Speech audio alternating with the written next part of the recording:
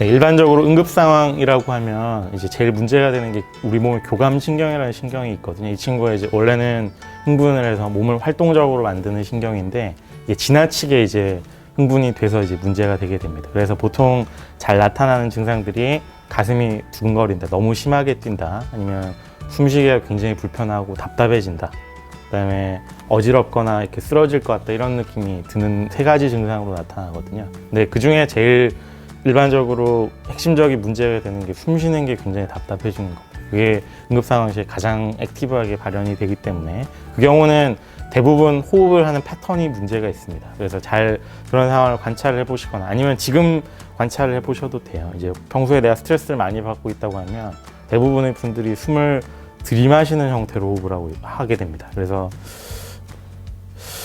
이게 이제 가장 극단적으로 보여주는 게 이제 화가 극렬하게 났을 때죠. 화났을 때 우리가 편안하게 길게 내쉬면서 호흡을 못 하거든요. 그래서 이렇게 이제 들숨이 극단적으로 나타나는 건데 그게 이제 교감신경이 흥분된 징후인데 그 경우에 이제 보통은 숨을 계속 들이마시면서 뇌가 산소가 부족해져서 이제 불안도가 올라가게 되거든요. 그래서 이 양상을 브레이크를 걸고 좀 편안하게 만들어 주려면 자꾸 내쉬면서 세공기를 들이마시는 형태로 이제 호흡을 진행을 해야 됩니다. 그래서 간단하게 이제 하는 방법을 가르쳐 드리면 내쉬면서 길게 내쉬면서 힘 빼는 거를 연습을 하는 게 좋거든요. 들이쉬는 거 신경 쓰지 마시고 그래서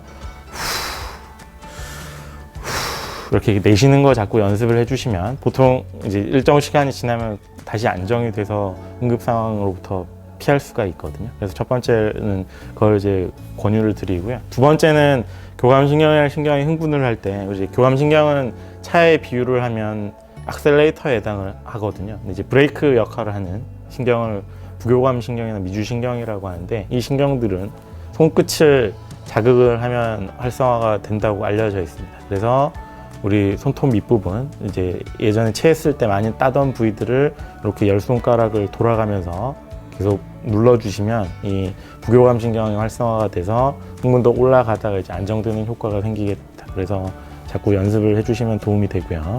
그다음에 세 번째는 일반적으로 불안의 경우에 인지적인 문제, 그러니까 내가 생각이 불안을 더 크게 만드는 역할을 하거든요. 가령 우리 물에 빠졌을 때 제일 살 확률이 높아질 때는 힘을 빼고서 아무 생각을 안 할 때거든요. 멍하게 있으면은 이제 우리 몸이 지방이 많기 때문에 상대적으로 떠올라서 생존 확률이 높아집니다. 근데 겁이 나면 몸이 긴장을 하게 되고 그 긴장 때문에 물에서 어떻게 빠져나가려고 하면서 몸이 무거워져가지고 깔아앉게 되잖아요.